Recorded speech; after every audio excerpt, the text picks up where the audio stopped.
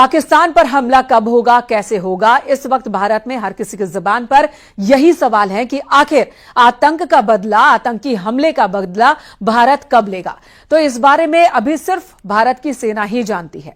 पाकिस्तान इस वक्त बस यही सोच रहा है कि कैसे वो खुद को बचा सके, और इसके लिए उसने अपनी हर मोर्चे पर मुस्तैदी बढ़ा दी है। आपको वो सबसे खतरनाक हथियार दिखाते हैं जिससे बचने के विकल्प जनरल मुनीर के पास भी नहीं है।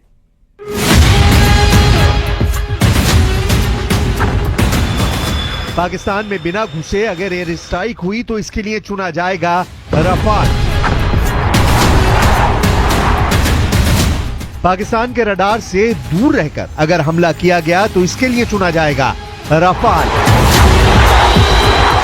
तब आतंकवाद पर ऐसा हमला होगा कि अटैक करने वाले फाइटर जेट को दूर से ही देखता रह जाएगा Pakistan.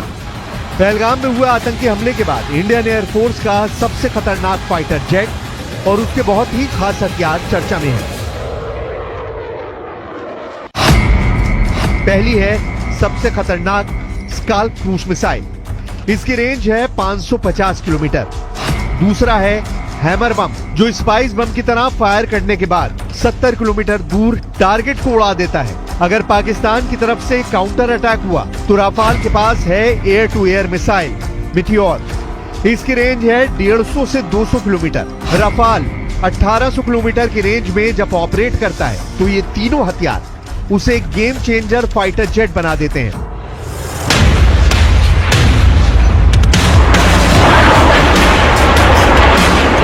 धधकते jet engine take off के लिए तैयार। ये वो फोर्स है जिसके उड़ान भरते ही दुश्मन के रडार एक्टिव हो जाते हैं। दुनिया की चौथे नंबर की एयरफोर्स है भारत, और इसके पास जो जहाज हैं उनका मुकाबला पाकिस्तान के पास बिल्कुल भी नहीं है। राफाल इसमें सबसे आधुनिक और सबसे खतरनाक फाइटर जेट है।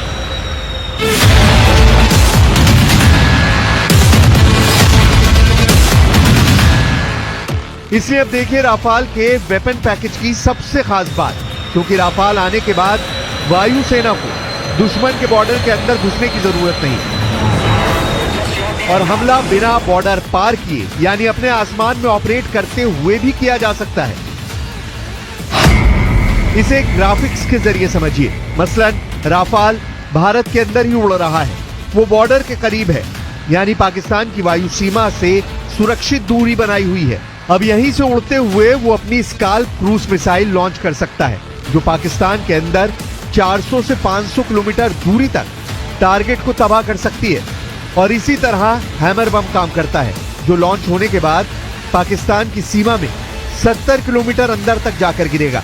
ये दोनों एयर टू सरफेस वेपन में कमाल के हथियार माने जाते हैं। इसी तरह अगर राफाल को पाकिस्तान के विमान चैलेंज करते हैं तो राफाल का रडार 200 किलोमीटर की दूरी से ही उनको ट्रैक करना शुरू कर देगा, और यही काम आएगी beyond visual range meteor missile.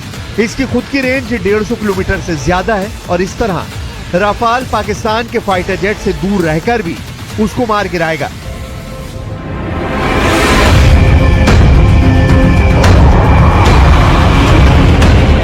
अब भारत फ्रांस से राफाल एम यानी उसका मरीन वर्जन ले रहा है, यानी एयरक्राफ्ट कैरियर से ऑपरेट होने वाला विमान। ऐसे 26 विमानों को लेकर फ्रांस से डील हुई। ये 26 विमान 2029 से नौसेना को मिलने शुरू होंगे। राफाल एम की टेल के नीचे हुक लगा होता है, जिसके जरिए कैरियर पर लैंडिंग के दौरान इसे रोका जाता है। वहीं इसकी बॉडी एयरफोर्स वाले राफाल के मुकाबले ज्यादा मजबूत होती है। यह एंटी शिप मिसाइल लेकर चलता है, क्योंकि ये समंदर के ऊपर ऑपरेट करता है। फिलहाल नौसेना के पास MiG-29K लड़ाकू विमान है, जो INS विक्रमादित्य और INS विक्रांत से ऑपरेट करते हैं, जबकि राफाल का एयरफोर्स वर्जन 2019 से ही भारतीय वायुसेना का हिस्सा है। हालांकि भारत के पास अभी महज 36 राफाल जेट हैं, लेकिन इनको ऐसे मोर्चों पर तैनात किया गया है जो 3 दिशाओं से होने वाले हमले को काउंटर कर सकते हैं।